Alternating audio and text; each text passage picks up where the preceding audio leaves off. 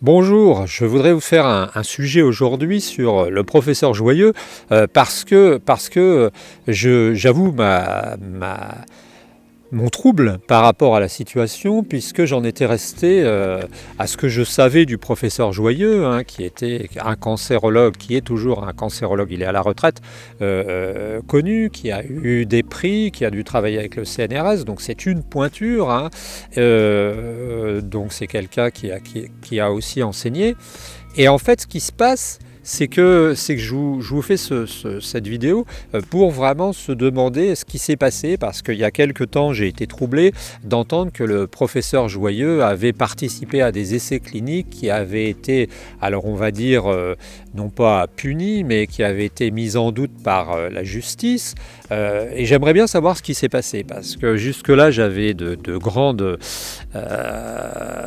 considération pour cet individu que j'avais vu avec sa femme sur des vidéos, en train d'expliquer qu'il ne fallait pas manger trop grillé, qu'il fallait manger des légumes, qu'il fallait, etc., etc. Donc jusque-là, on avait l'impression qu'il avait une voie alternative et qui était très importante, d'autant plus qu'elle venait d'un ponte et de quelqu'un d'autorisé et de quelqu'un du système. Et en fait, là, tout de suite, là, immédiatement, je suis en train de m'apercevoir que je ne sais plus, ce que je dois penser. Alors, je ne suis pas suffisamment calé pour vous dire, concernant le professeur Joyeux, si les essais cliniques qu'il avait mis en place étaient des essais vertueux, si ce qu'il a fait était correct. Moi, je m'interroge pas mal, je crois que c'est Perron, ce professeur qui s'est trouvé carrément, suite à sa participation à un documentaire, qui s'est trouvé carrément interné.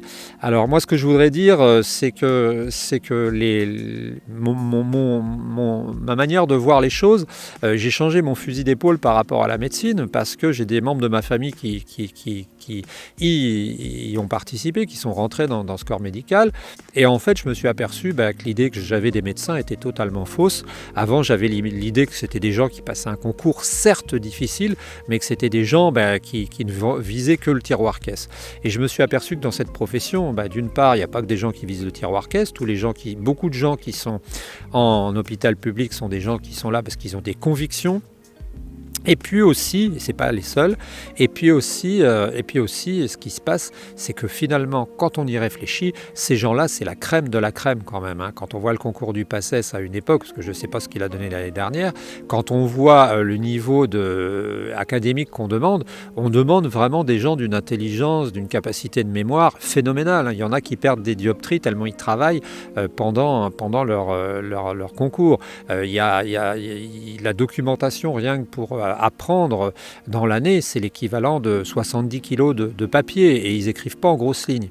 Donc moi, ce que je veux dire, c'est qu'on est en face d'une situation où ça m'étonnerait quand même que le professeur Joyeux soit un type qui ait fait n'importe quoi. Moi, ça m'étonnerait beaucoup. J'ai entendu des choses horribles, dire, je ne sais pas si ça n'avait pas été essayé sur des gens handicapés, je ne sais pas quoi. Donc je pense que, je ne sais pas, j'aimerais bien que vous me donniez votre sentiment, parce que là, ça m'a vraiment beaucoup interpellé. Et puis ce qui est gênant, comme d'habitude, c'est que on va dire,